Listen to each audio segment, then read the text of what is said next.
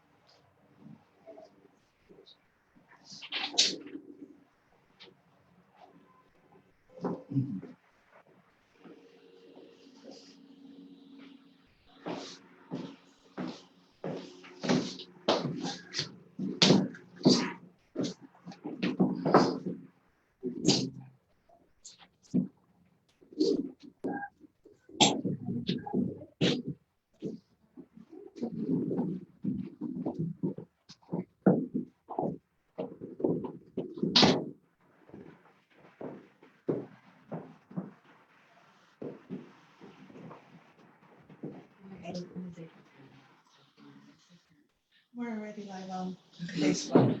Good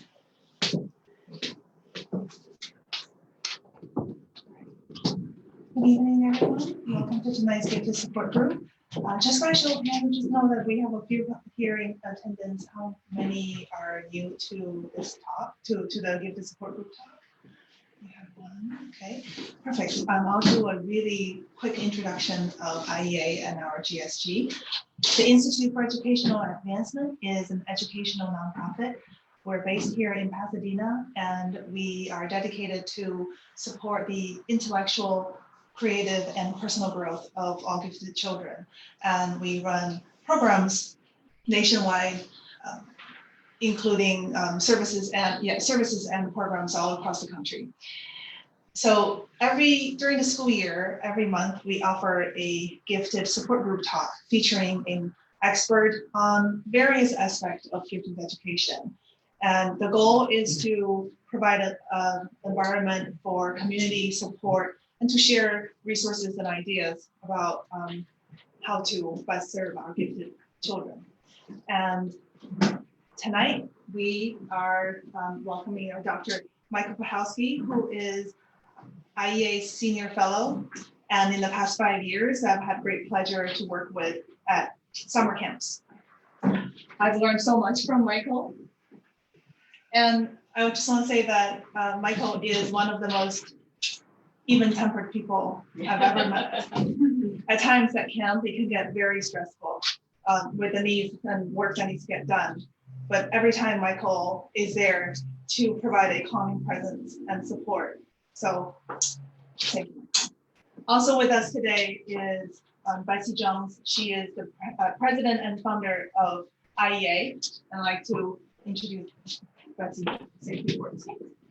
Okay, you get lots of people to introduce you tonight, just because you're very special. There's really not enough time to justice to introduce this amazing gentleman here. I've had the pleasure of knowing him for over 18 years, almost That's 19 right. years, which is amazing. And I would dare say that the wisdom, the smile, and dedication he has to the field of gifted education has been pivotal in helping IEA rise to where we are today. And everything that he has done as a mentor and friend to me has been amazing. We wouldn't be here without you, Michael. But a bit to honor him and a bit of his background. Michael holds a master's degree, which he received in his homeland of Poland, and doctorate degrees in molecular biology and counseling. He's been an avid researcher, excellent teacher, and exceptional mentor to a variety of folks at the University of Alberta, the University of Wisconsin, the University of Illinois, and Northwestern, just to name a few places that he's been and wandered. At the University of Alberta, he met Dr. Dabrowski, where they started to work together, which led to Michael's study of self-actualizing people and moral exemplars, and eventually the study of emotional and spiritual giftedness. He's a senior fellow at IEA and professor emeritus at Northland College. His role as senior fellow of the Institute for Educational Advancement is something that I hold near and dear to my heart, because he truly is what is the foundation of what we do with this organization. He's been with us at camp for 18 years, not missed one. Amazing. 26 times. That's a lot of times. That's a lot of our kids. And they all adore him, and you will find out why shortly. His experience in overexcitability and spiritual giftedness has really had a profound impact on all of the young people that he's touched, not only little people, but adults as well. So he's basically a human person who does amazing things for human beings. So more I could say about him, but the quicker you get to meet him and talk to him, the better. So, Mike. Thank you, Betsy. After this introduction, I don't know how I can live up to that image. And if Betsy had sent me this introduction, I would have changed my talk entirely. But I have to stick to the script. So it's very good to have you here. And I'll stick to the script by giving an outline of what I'm going to talk about today. Because when we talk about talent development, we also have to talk about personal growth. And this is embedded in emotional development. So when we understand something about personal growth, it has to do with emotional development. Now, when we talk about emotional development, we come up on the concept of emotional intelligence, and which you may be familiar with because it has been around for quite a long time. And if there is an emotional intelligence, then there's a high end, and there's a middle, and there's a low end. And the high end of emotional intelligence is emotional giftedness. So in talking about personal growth, I'll try to take the mystery out of it, because it really has been a mystery to us for a long, long time. So when we think of a gifted child's potential, we tend to think of what the child will achieve when they grow up, right? We tend not to think of all that growing up requires, to start with the right parents, the child's constitution, personality, overexcitabilities, if you have heard about them, the child's own developmental agenda, and we never think of the role of chance or luck in development. And yet chance and unforeseen opportunities, as well as unforeseen obstacles, always there, waiting for us. So to start with, every child comes with a potential, which is a big unknown. Now the one thing I want to say, if I don't make something clear, please let me know, okay? If you have a question, don't hesitate to ask. In approaching gifted education, we really have currently two ideologies, one could say, contrasting ideologies. One is the focus on talent development, which focuses on achievement, focuses on outward recognition. And the other one is the approach to personal growth. And let's see, did we move it this way?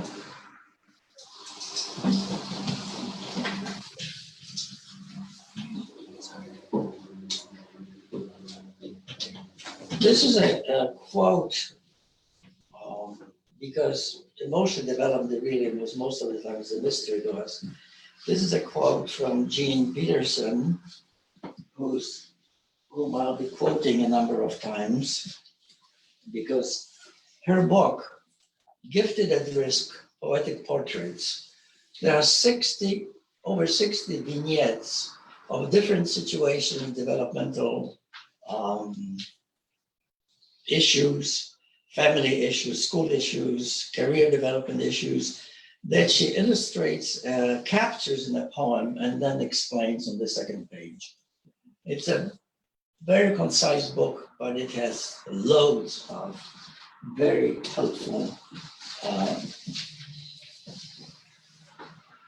case studies and events. So She said that age peers, educators, and significant adults do not have a window for viewing inner worlds of gifted kids.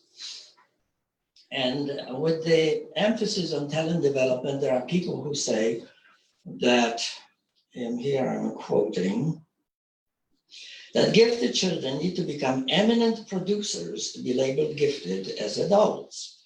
In other words, one can be an extraordinarily intelligent person, but for lack of outstanding works, will not be regarded as gifted. But the logic of it is, if a cow doesn't give milk, it's not a cow. If a chicken doesn't lay eggs, it's not a chicken. I don't understand this kind of logic, but that's what they say. But there's an implicit message that without notable achievement, you are of little worth. And that one must keep demonstrating what one is capable of doing. Something I don't quite understand. Now, feelings of lack of worth may be sometimes motivating toward achievement, but often, more often than not, they are demoralizing and debilitating. And therefore, stress of achievement leads to a dissociation between the person and the talent that one is developing. So, looking into this, why should we take into account inner life of gifted youth? This is, where do I push? On the side? Okay. This is another quote from Gene Peterson, but I have two here. When things are good on the surface, we're not looking under whether anything is going under, because everything is fine. So this girl said, I've done everything my parents and coaches have asked me to do, expecting me to do. I had straight A's, I had success in extracurriculars. I was well behaved, but I don't know who I am. And there's a quote from another student from 30 years ago. This is more recent, but this is, from the 70s. My teachers think that I'm bright and they give me a lot of extra work to do. I keep up my image. To keep up my image, I do it. The result is that none of us, not even myself, really know who I am. Does that sound familiar? Have you come across that? Yes. So, one can be compliant to meeting expectation of adults, get the approval, but the personal emotional growth is left ignored or not attended to. And here I put together this is where you have talent development, the emphasis on achievement and after recognition. The risk is dissociation between the talent and the self, and it fosters competitiveness, which may be good, maybe not so good. Personal growth, or the child-centered perspective, this is where talent development is an organic part of personal growth. And the child self is believed to be endowed with will and capacity for self-determination. And it also fosters interrelatedness, working together, recognizing there are other people with whom it's worth working together. So with that, I wanted to say that the happy news that come from the Netherlands, because they have developed a program of coaches for the gifted, people who specialize in coaching gifted children and adults in embedding the talent development, the abilities, the high abilities that they have in their personal growth. Okay. And they were also interested, they have the counselor that work with gifted adults have heard from a number of the people that all these definitions of giftedness, they don't somehow fit us. They were gifted adults enjoying their lives, but they say there are so many definitions, but they don't say what it feels like to be a gifted adult.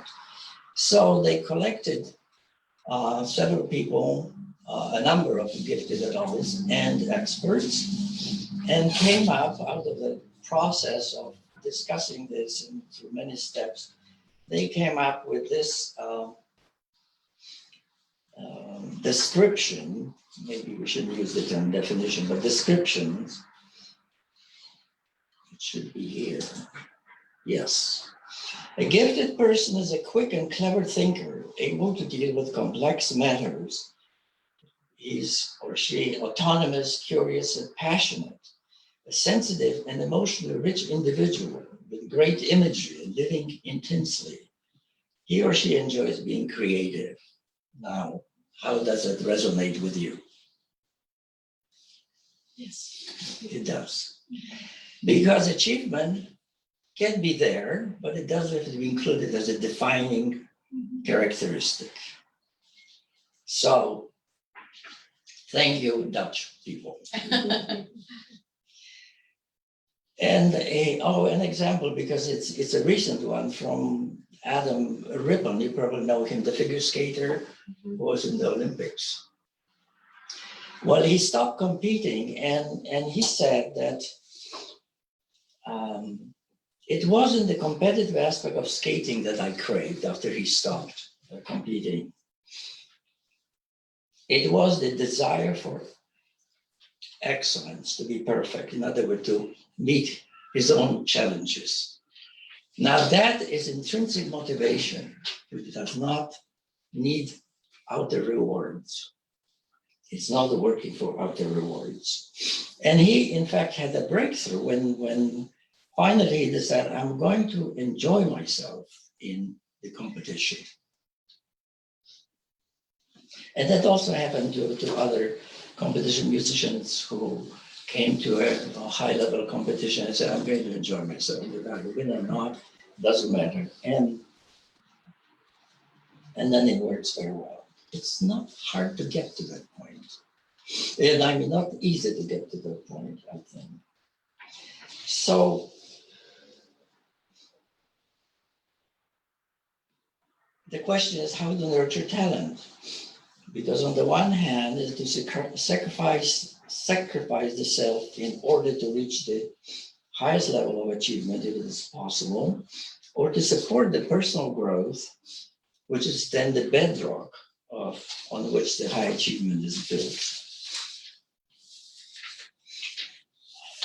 So Jean Peterson again, she did a very interesting thing. She had counseled gifted students for many years in high schools. And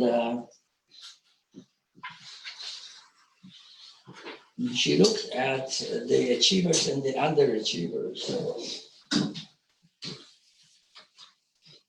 And in the school where she was working, some of the underachievers, like everywhere else, would have said, you're wasting your potential because you're not living up to your potential. Being top performer at all times in everything that you do. And other ones who were clearly very gifted were not recognized as such, or the staff of the school even doubted that they could be gifted. So they got them together into a group and to have discussion among them. And they bonded very quickly together. They talked easily with each other, they laughed, they had a good sense of humor, and they shared comfortably serious concerns, which everyone growing up has, of one nature or another. And the significant thing that they emphasized was that they were used to adults not listening to them. They were used to adults not listening to them. So they were not afraid to speak candidly and with feeling. They respected each other's opinions. They were spontaneous. They expressed themselves with good humor because they were free of the pressure to compete for high achievement. And they were more at ease with themselves and farther along the development of their identity. And no doubt because they struggle to identify themselves in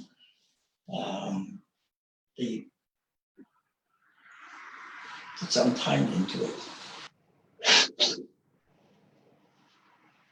So as a result, their sense of self showed more autonomy, which was not so true of most of the achievers.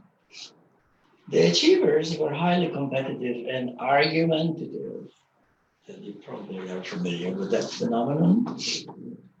They dominated the quiet students in school, but they lacked spontaneity and humor. And for the most part, they have not explored the issues of identity and relationships with peers. They lacked the self-knowledge that the underachievers have, and they preferred debating things hotly. So here we have the comparison. Yes. So interesting things happened when she brought the two groups together. Because when they were together, the achievers this time were quiet because they seemed uncomfortable and not being in charge. And they were surprised to find equally bright or even brighter students than they. And they soon realized that the underachievers had a level of self-knowledge that they were lacking. But the underachievers were also surprised by what the achievers revealed, which will be quite understandable. They suffered stress, self-doubt, anger, depression, and fear of failure. But on the surface, everything was fine, right? That's how we go about it. So now that we have brought up the subject of self-knowledge, what are the ways of gaining self-knowledge? And there's a number of them. Well, choosing the right parents. And choosing the right parents means here I wanted to mention something about family life. They impressed me very much many years ago when I was studying that. That essentially there are two critical dimensions of family life. One is whether there is a high degree of consistency in the pattern the family operates. In other words, that things that are expected to happen at the expected times. Okay, people operate. There's a sense of stability that we can depend on what happens in that given family. And the other extreme is families that can be chaotic. Highly dysfunctional families can be chaotic. So there's a whole spectrum. This would be the one dimension of consistent pattern of life. The other one is the respect that the people in the family have for each other, the parents for the children for the parents, and among themselves. So these two things I wanted to mention because that choosing the right parent means choosing the right family. Now, another way of gaining self-knowledge is by books like Eleanor Roosevelt's You Learn by Living, which is really, any one of you are familiar with that book? You Learn by Living? Anyone? It's, she wrote it toward the end of her life because people ask her, how did you manage to achieve what you have achieved in your life? And became the person from, the kind of an ugly duckling in a family, not feeling part of the family with her siblings, to the woman that we know.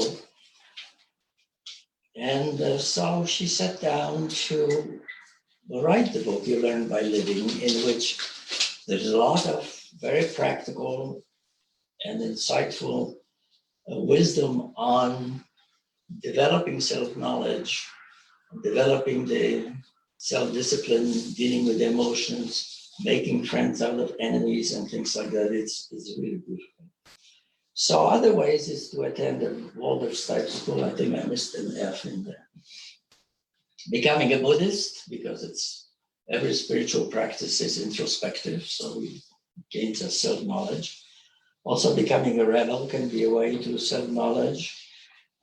There are schools that have discussion groups based on the essential guide to talking with gifted teens. By attending UNASA, the UNASA was mentioned at the beginning, and I'll tell you a little bit about it right now. But there is also yet another way if you are lucky to have a Dutch gifted coach. Now, to tell you about UNASA, this is a camp that we started at the inspiration of Betsy. It goes back more than 20 years now when we started on it. The first time we met in 98 was the first thing where the idea was conceived that something needs to be done for gifted youth that fosters their personal growth, not just attends to what they want to study and be good at, but really to balance the person from the physical to the spiritual. And here's a quote from one of our early campers. The idea of UNASA is simple: get a bunch of gifted kids together and let them help each other grow. But it is so much more. I don't think any of us ever realized that we need to develop more than our intellect, that we need to develop 5 different parts of ourselves. Maybe some of us thought that we shouldn't be so smart in one way and so lacking in other ways, but no one realized that we needed to help our other aspects like social, emotional, or spiritual to grow. UNASA showed us all that we needed to bring ourselves into balance. That is literally what the word UNASA means in Lakota, balance. Nowhere else is that stressed or even noticed, but balance is the heart of UNASA. So what do we do there to help the personal growth? Well, we rely on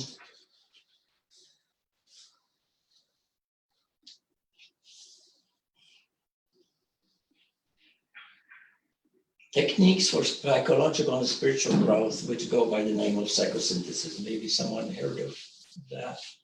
It came from Italy, from Roberto Assagioli.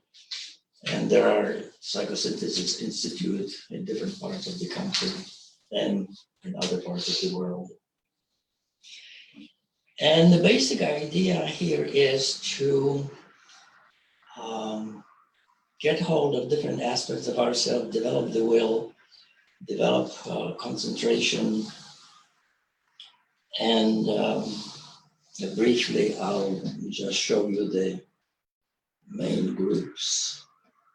I'm not going to great detail. The agents, the components, and the components are the parts of ourselves. The agents are what we are capable of doing. So here we have the foundation of it is that we have the capacity of choice. Whatever we do, when we become aware of it, we can decide. We make a choice. And the executive faculty, will, goes behind the choice that we choose deliberately. In other words, if we're deliberate and we decide to do, then the resistance is removed, okay? It is not, this is the opposite of the concept of will that we are used to, that we force ourselves to do things. We are choosing to do, and once we make the choice, then the will is behind it, and the resistance is removed, or whatever we are resisting. So that's really the essential basis of it. And we have exercises for concentration and developing aware of one's senses and things like that. What I call components is different parts of ourselves and our inner authority, the wise part of the self, the inner, an inner compass that points in the direction aligned with one's true self. In other words, that if we follow our inner authority, then we'll always do what's right for us. Now, the subpersonalities are different aspects of ourselves, and now I'm skipping ahead. First, I wanted to tell you about resistance to compulsion, because that's part of the will, which is so important to know about and recognize and respect even. Now, we already talked about that. Yes, exists at all levels of animal life. Even cockroaches, mice, and people resist being forced to do something they don't want to do. Children refuse to cooperate when they are treated unfairly, are given no respects, and especially gifted children when their intelligence is demeaned. So they refuse to cooperate, they resist. There's also resistance to compulsion in children of minority when they feel that the culture they're embedded in, what they have to study is alien to them or even hostile to them. And then they resist learning or refuse. And so it's a very important phenomenon of the resistance to compulsion. Good to remember, to recognize it again, respect it in ways to find out why the resistance is there. Now, to will training, it's actually very simple. The only thing, the best thing is if we can do it, start it early. To do something we have never done before. That's taking small or bigger risks, okay? Getting out of our comfort zone. Make a plan and then follow it. A plan for the day, a plan for a week, a plan for a whole year. Break a habit. Some of us have bad habits that are worth breaking. We also can develop a good habit. Do something extremely slowly. Well, this is very good for fast eaters. Refrain from saying something you're tempted to say. Well, that's very good for gifted kids because both of them are bursting with their desire to share their information, what they know, so on like that. Say no when it's right to say no, but easy to say yes.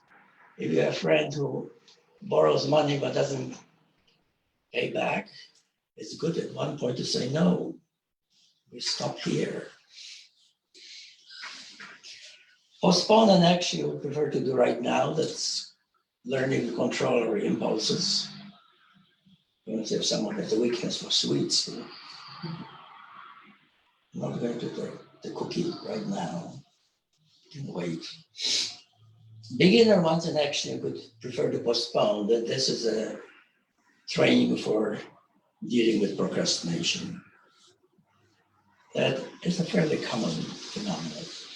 So here are two examples. One of the students, these were college students, because I started psychosynthesis when I was at college. He got on top of procrastination, and he also wasn't overloading himself with work. You see, he got control over that. I was able to say no to people and know why. Through my understanding, they understood, and procrastination was no problem. The other one was became aware of, I have my will, I can choose, and stop smoking. Okay, and she did. She stopped smoking. So there are many other things that I could tell you about in mentioning, so I'm going to skip the next one and go to the example of subpersonality. So going back to subpersonalities, we have different aspects of ourselves that are coherent because we behave differently in different situations and with different people and things like that. And some of the things we don't always have control over, okay? We have sort of trigger points and things like that. So the exercise is, the guided imagery is to relax and let the image for that aspect of ourselves come up, okay, spontaneously.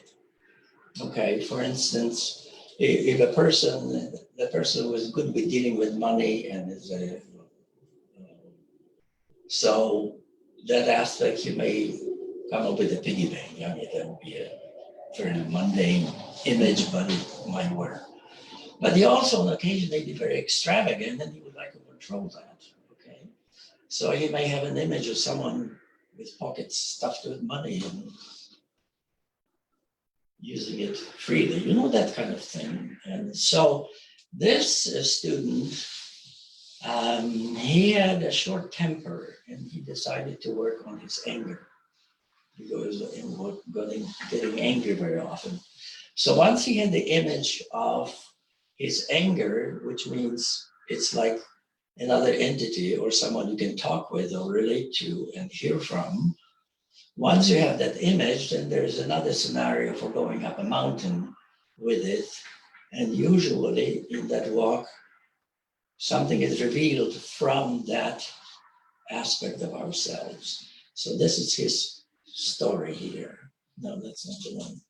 This one.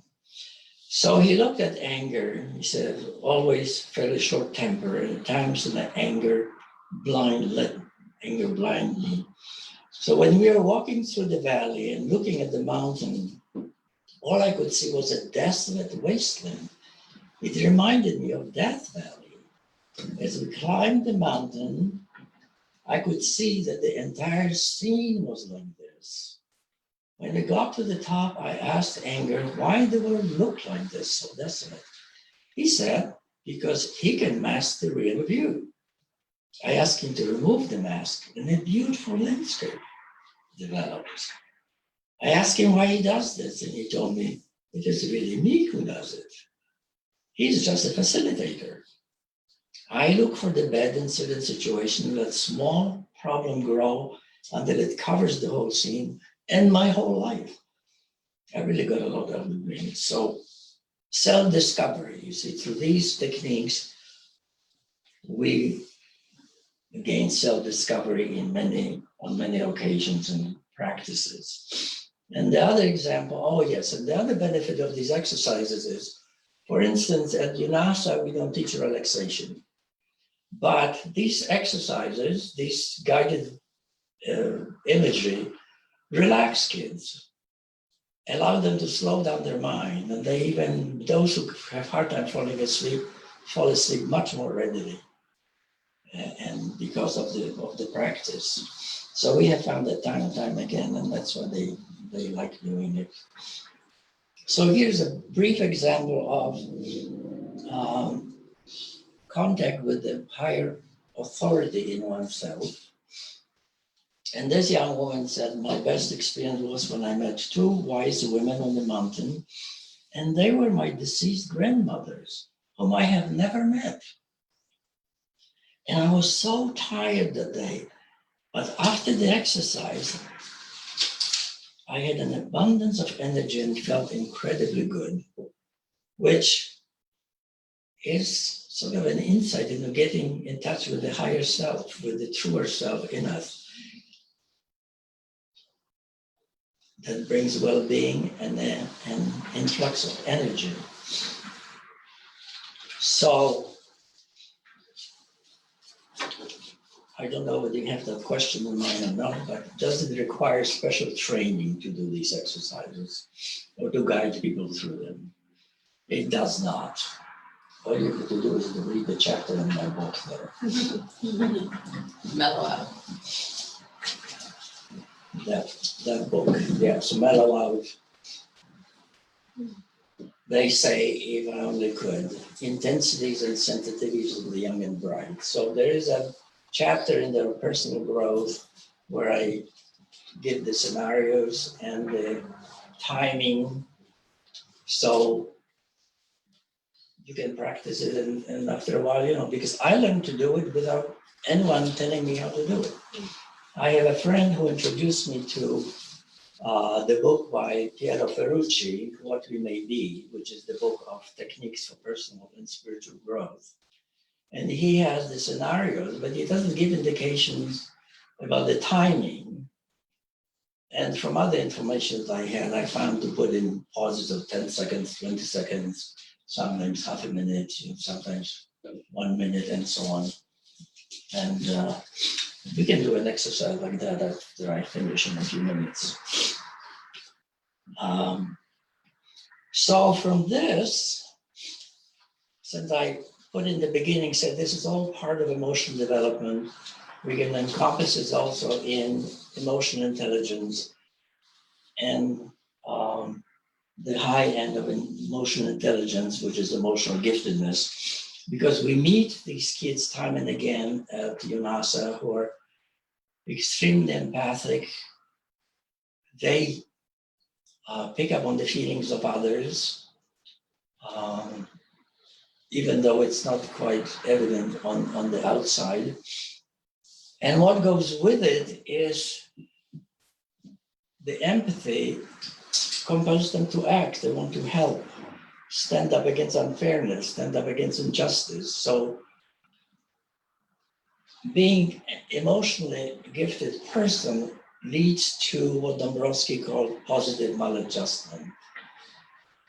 And it's a maladjustment because our society works on compromises, whether it's a school or business or something, that people agree to not do certain things or not to say certain things. But if a situation becomes unethical or hurtful to someone else, once in a while there'll be someone who will stand up against that.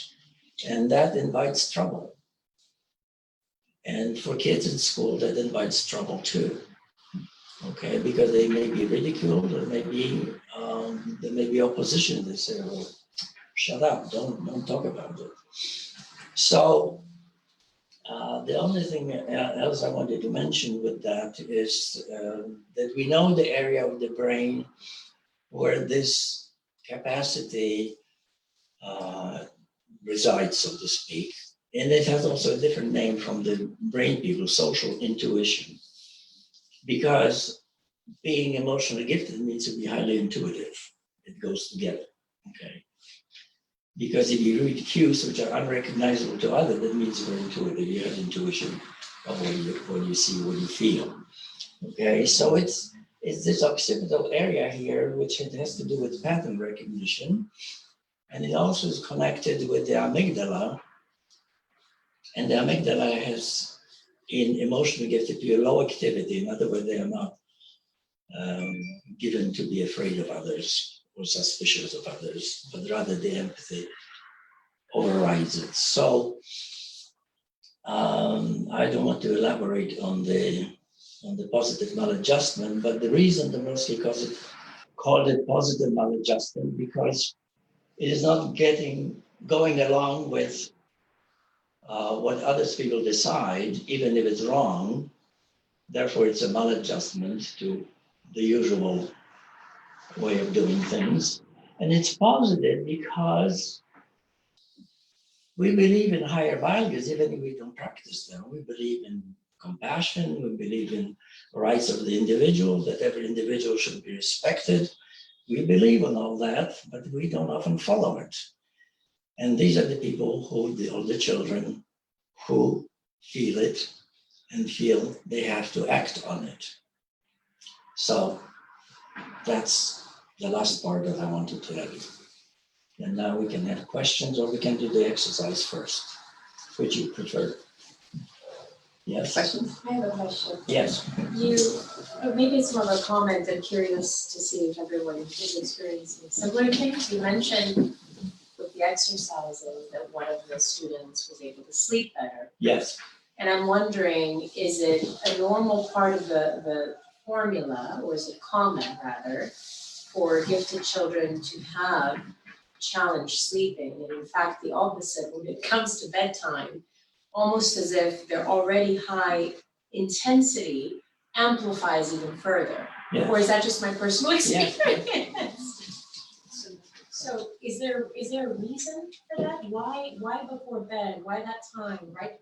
As you're trying to get a child to, calm down a bit and relax, you know, he starts singing opera and just waking up the whole neighborhood, and it seems a pattern that I can't seem to break. But if this is the pattern, how is that child in the morning? Also very, I mean, energetic, very, Energetic. very. Okay, well, that's the to me, the unbelievable phenomenon of high energy, that some people have this high energy. Because I was thinking, when you're thinking, you know, in many people, the buildup of energy is to that highly stimulated state and not being able to go to sleep readily. Okay, but and then the morning is like a zombie. I'm like a zombie in the morning. But in your case, this is high level of energy all throughout. And before bed, it seems to slightly amp up as if on purpose. And I wonder, I mean, is it because he really wants extra attention? But the attention he's getting is all positive. In fact, it leads to very negative attention. I just can't explain it. I don't, so again, I'm not, if it's only me, then we can talk about it another time. I'm just curious if it's something that others are experiencing. Yes. My son is older, I have two, but my son was very similar. And it just took, starting from 6 o'clock, to start that calming. So 4 o'clock to the park and get all the physical, and by 6, you know, having the bath ready and music that's very low, everything very low, to really focus on calming, because it was so hard for him to calm his body and his mind.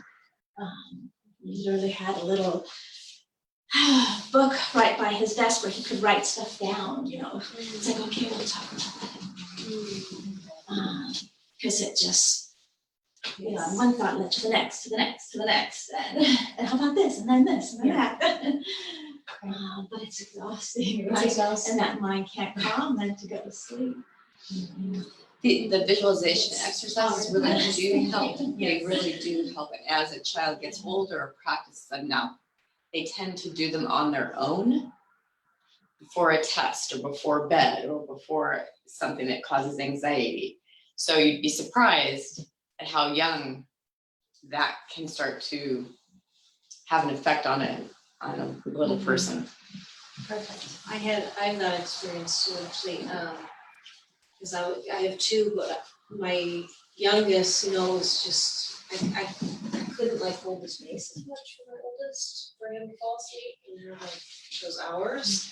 So I got these wireless earbuds, and I plugged them into like a station of meditations. Oh my gosh, it was like the most brilliant thing I've ever done. It took him like from hours, it took him 15 minutes to make that. He would get scared because it was such a sensory deprivation for him to not hear everything. So we just did one side, and then he could like, I just hold his hand, you know. It was a game changer for our whole family. But they have there's so many apps on that. Can I have another question? Yeah. My son, at night, when he closes his eyes, he sees all sorts of images that sometimes he doesn't want to see, and he refuses to close his eyes sometimes. And that kind of makes him not sleep until sometimes 1 a.m. And sometimes he has wonderful visions, sometimes he doesn't. So it has been hard. I have to be next to him when he falls asleep at all times. And I don't know how to, well, I sing to him or soothe him, but he has very active, like closed eye imagery. So that's, I don't know how to. Well, that's why some of these scenarios, and you can find them in other sources as well, that are pleasant and soothing, and then that will displace the bad images, the fearful images. Yeah. I have an online question from Kathy. The question is, I have noticed that resistance to compulsion at home. We've experienced a few days where my gifted kiddo has had academic freedom to experience topics at her own pace. During those days, we've noticed a reduction in the resistance. In fact, she's been more inclined to take initiative. Is that fostering emotional intelligence when given academic freedom? What was the last So the question? question is it fostering emotional intelligence when giving academic freedom? Does the freedom, the academic freedom, lead to her ability to take initiative? Yes, because it supports intrinsic motivation. You know, when I was teaching educational psychology at the college up north in Wisconsin, I look at the textbook, and then the early chapters, they talk about how to control behavior and all kinds of manipulations of fear. 10 chapters later, there's a chapter on intrinsic motivation. After you have killed it, you know, with your manipulation, then oh, there is such thing as intrinsic motivation. What's the logic in that? Okay. Yes. So let's assume that you've assessed that a child does have very high emotional giftedness. How do you begin to have that conversation with that child? What does that look like? I know it's going to vary depending on age. Let's say as they're starting school, middle elementary school, they're, you know, so much more easily, they learn things so much more easily, and it's clear that they're gifted emotionally. And how do you begin to talk to them? Well, listen to what they have to say.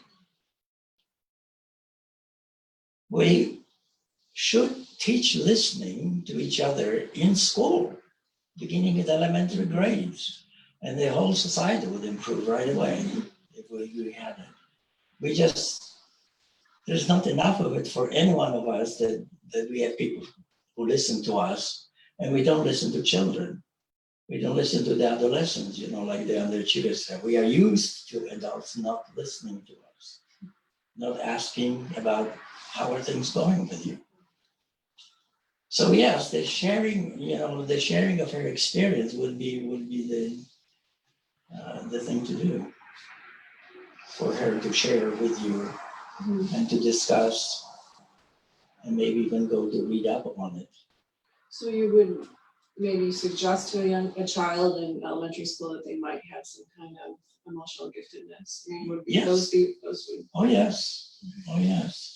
You know, the one example of it is, for instance, there was a class that were sending birthday cards, and maybe Valentine's cards or something like that to everyone, and there was one boy who was left because no one liked him, and how did it go? Anyway, one girl stood up for him. You know, she didn't want him to be left out. And there are boys, for instance, who are peacemakers. You know, find conflicting factions in the classroom, and they will make an attempt to bring peace between them. You know, to bring them to mutual understanding. Yes. This is going back to the question, the online question, in terms of intrinsic motivation and academia. So my son is in first grade in a public school, and it became really evident this year of how he's been given worksheets that he's you know, maybe years behind. Yeah. And the teacher doesn't really know what to do. And I don't really know what to do either. So we've gone to the principal, and yet the principal's busy. So I guess the question is, how do you help the teacher to teach this intrinsic motivation, or have choices, or, you know, teach the gifted child? What's like, do you have any recommendations for? Even starting, you know, like, So basically, what I would do is, if the teacher is willing, you're 100% down the road. That's awesome. okay. And if the teacher's willing, then it's providing things like information on how does the gifted child, how do they work, what does their mind do, and how do create an activity that is engaging, because a worksheet's not necessarily going to be engaging. So what is going to be engaging to demonstrate knowledge and to allow that gentle tension between what they know and don't know, and that discomfort, but then the aha moment. So helping the teacher see that aha moment with the child. It's a little challenging if she's willing to, or he is willing, sorry, if the teacher is willing to really listen and learn and work with you on that individual aspect of that. And using the same vocabulary at home, the teacher's using in the classroom with the child. I don't know if that helps you. It does a little bit. I'm sure there's more resources. We can talk Yeah, more. that would be great. Yeah, thank you. Questions? Maybe just as a wrap-up question. You had mentioned that having the right parent is an option. How do parents become the right parent for their gifted child? Wow. Well, there are many ways of doing it. One is to take a class in child development. And for parents of gifted children to take a class in child development and then learn the information about gifted children that's available, because we have tons of information. Like this book that I mentioned, and there are many, many others that are good ones. And that's about it. You should off the charts. Oh, there's another book, Off the Charts, Asynchrony in the Gifted Child.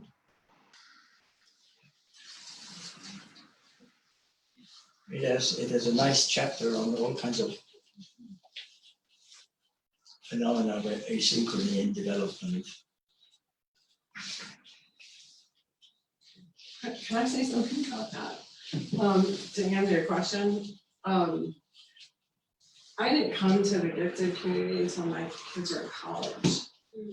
Even though they were in gate programs and excelled and had amazing talents, I just never kind of paid attention to it because it seemed like the norm, and didn't really understand their problems either. And I'm a therapist and I work with children, so it was always very confusing to me. But someone handed me the idea of working with gifted as they were retiring, and when they started talking, it was like, oh my God, it's my kids, that's it. The light bulbs just started going on. 30 years later, so it's just never too late to get the information and to learn and to read and come to groups like this and expose yourself to it. And it does matter. I have gone back to my kids and have apologized for things because I didn't know what I didn't know. And now I know better. And I didn't understand their giftedness. My husband doesn't go to bed till 2 a.m. still. So now I kind of get why. I don't take that so personally. So there's so much that you can learn and incorporate, even if you come to the game a little bit late. So just keep reading and keep coming to meetings and talking to parents and sharing ideas, because I think we learn best from each other truly. So there's hope. Like, don't give up. I've come so far in just a couple of years. So just keep on one foot in front of the other. Excellent. Thank you very much for the encouragement. Mm-hmm. Any other comments or questions? I had a question about the empathy piece. So there's the kids who we can see are very empathetic, get very tearful, having big emotions. And so we see the outward part. But there's also the kids who it's hard to see, that often parents say that they're not empathetic and that they're concerned, that they don't have empathy, but yet they are very sensitive. Can you, that they don't display, they have difficulty displaying that part. Can you speak to that a little bit, those kids? I don't know what to particularly say to them because I mean, there are, for instance, autistic individuals who have been suspected of being emotionally insensitive, when in fact they are very insensitive because no one realized. because they had to protect themselves. There's too much stimulation and things like that. But I think that's a yes. perfect example of many times when a young person has experienced that kind of empathy, they do lock themselves into a special place, and it's not a healthy space inside when they have all this empathy and anxiety and worry that things aren't going well, but they can't demonstrate that. And it's a fine line between really understanding, is this child, do they lack empathy completely? But if they have a real bent towards sensitivity, the odds are that they do have that empathy inside. So it's being able to identify that difference and then allowing through conversation and example and role playing to allow some of that appropriate empathy to come out and to figure out how to make that work in their world. It's a very challenging place now to be, especially if you're a young man, to have that empathy and that caring when you're young. So I think a lot of kids early on shut that down because it's a way to fit in, or they think it's a way to fit in.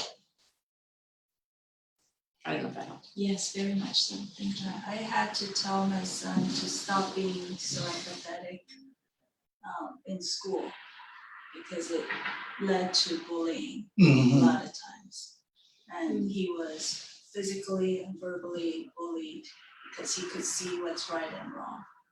And I told him, being in school, I hate to say this, but you have to act like other kids. And I felt so bad saying that to him. And he felt like, he told me, you don't like the way I am. And it was really hard. But I had to protect him from society. And I told him, even if you see it, you have to sometimes, go behind and protect that kid sometimes. And don't challenge adults. Because a lot of times it was adults who sometimes did that. And he would stand up for the kid and he would get punishment. So I told him, I hate to say this, but you have to respect authority even if they're bad. And he questioned me a lot of times. And I have dilemma, what to teach him. Yes. So can I maybe share my own thoughts on that? I think I struggled with that as a kid, not to that degree. But I think the messaging was slightly different that I received. I was encouraged to pursue what I thought was right, but at the same time balance it with understanding that grown-ups are grown-ups, teachers are teachers, and there's an appropriate way to approach it when you're talking to a principal or school. I remember as a child, I had somebody that was being bullied in school, and I literally started a campaign. I made posters, I wrote a letter to this head of the school, I was 7 years old, but what I'm saying is I would say that find a balance of being able to acknowledge, because that's a beautiful trait. You don't want your child to feel like they have to hide it, but maybe channel it in a way that is for lifelong more powerful, right? Find an appropriate avenue of communicating it and be smart about how you communicate it.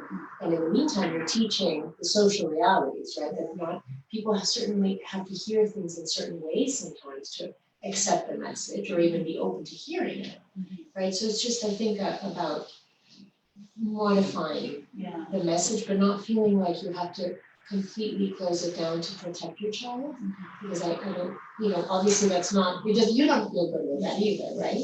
So I don't know if that helps, but I think there's a middle ground. Yeah. It's balancing. Yeah.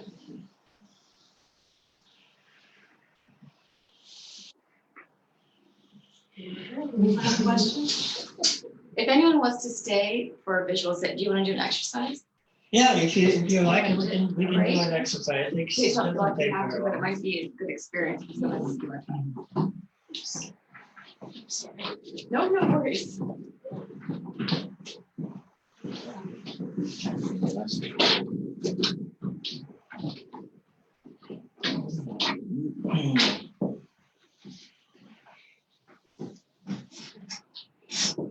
All right, so we start by assuming a relaxed posture, possibly with your spine straight, but make yourself comfortable. And close your eyes and breathe calmly. Breathing in, I calm my body. Breathing out, I smile. Dwelling in the present moment, I know this is a wonderful moment. Breathing in, I calm my body.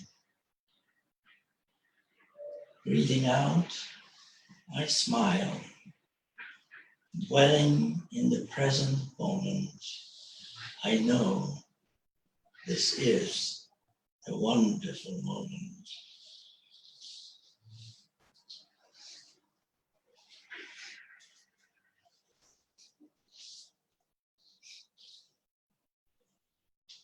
Imagine a spring flowing from a granite rock. You see its pure water sparkle in the sun, and you hear its splashes in the surrounding silence.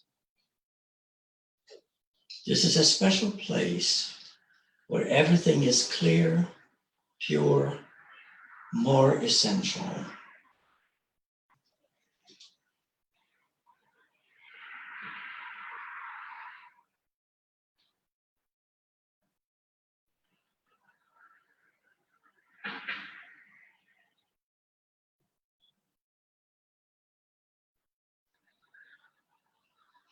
And now start drinking the water and feel its beneficent energy pervading you and making you feel lighter.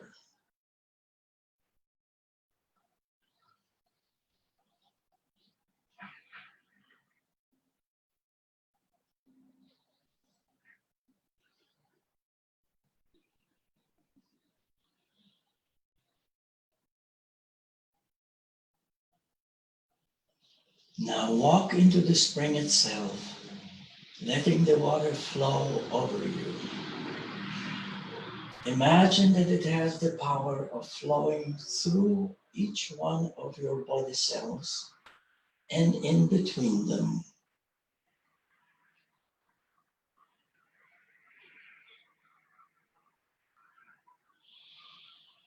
Imagine the water flowing through the countless nuances of your feelings and emotions and through your intellect as well.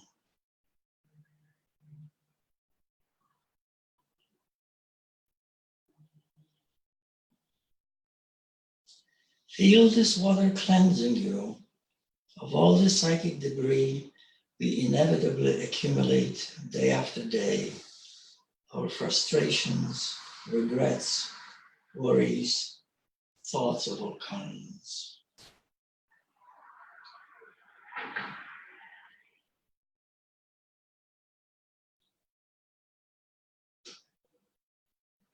Gradually, you experience how the purity of the spring becomes your purity, and its energy becomes your energy.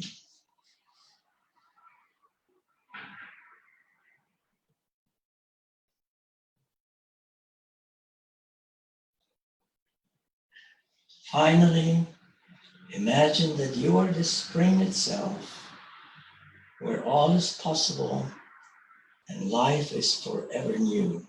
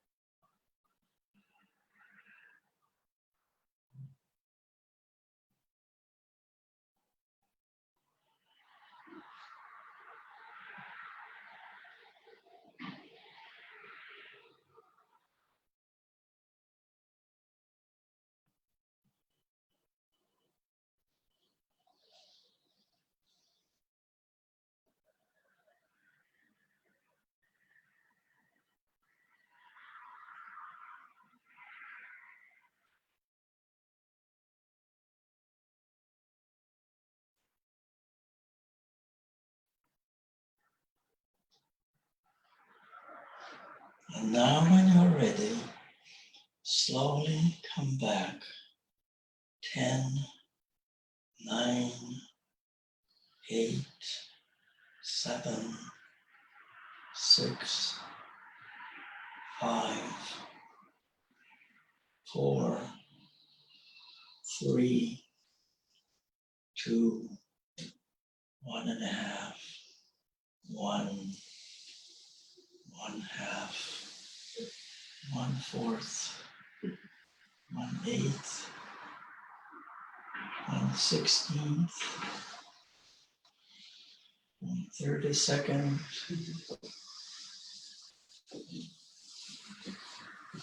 And everyone is back. So how was it? You liked it?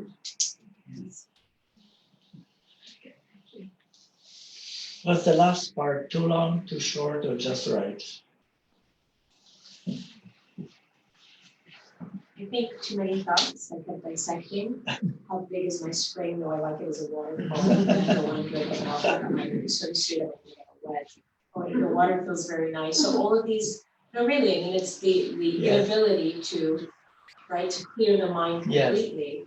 So how do you help people that struggle with that? Well, it gets better with practice.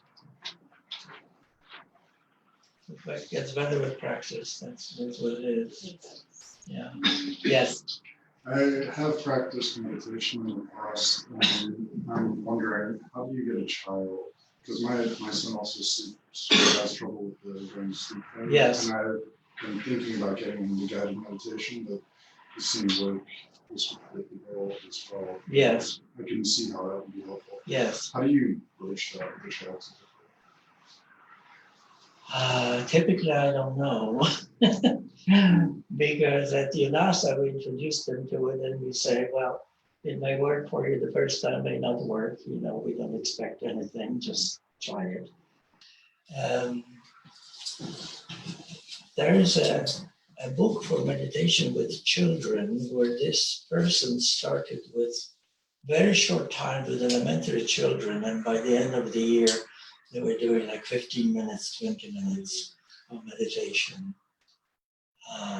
Who was it? We have Someone one. like Murdoch. Yeah, we have a book in the office. Yeah. It takes time. Sometimes if you can find another child too, they do well when they're together to watch one another. It gives them kind of confidence that there's somebody else in it with them, doing it with them. And as a family, it's a good thing too. My daughter is also, she's in the gifted programs at school and stuff, but she doesn't have the same problem going to sleep. But she might be interested in practicing with the others. Yes. Is it spinning inward? Does that sound? Yes. Yes. Spinning Inward by Maureen Murdoch. Yeah.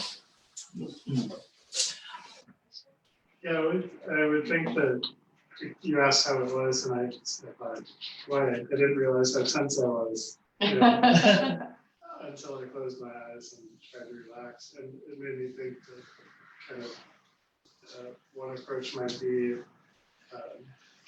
if you're starting out to do it at a time when you're already relaxed as a kid, because as a kid to do it at times would be even worse. So I don't like doing this at all. But to do it in the morning or whenever their time is, or the weekend. I think that's a really good suggestion. I remember again, my son, who's a young adult now, but when we first tried meditation and yoga, it would be like, I can't do it, no, I can't. It's just so, it just took so long to get there. So just those short moments and little steps. And what it's really great, what you said is so profound in the sense of you didn't realize how tense you were. Once they start to feel the difference, then they have an experience that they can kind of try to get back to. I didn't realize that I was this way until I had the benefit of experiencing that deep breath. An online parent also asked that Cosmic Kids Zen Den on YouTube is an excellent source for guided meditation for kids. That's again, Cosmic Kids Zen Den. Say that. Michael, I do have 2 more online questions. We can do them separately afterwards.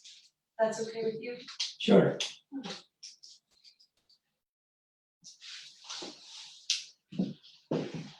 Thank you all. Any other questions, comments? I appreciate you coming tonight. Just want to make a quick announcement that next month's Gifted Support Group Talk will be by our very own Betsy Jones. So. Thank you for coming.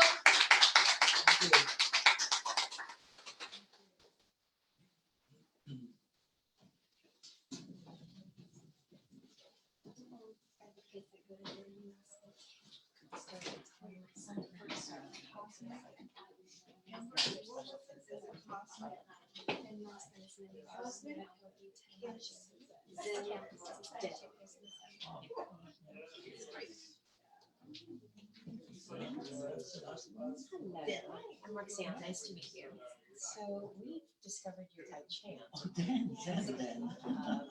Googling, what do you do with this different child who is interested in everything and is also overly emotional and excitable and just big, everything is big.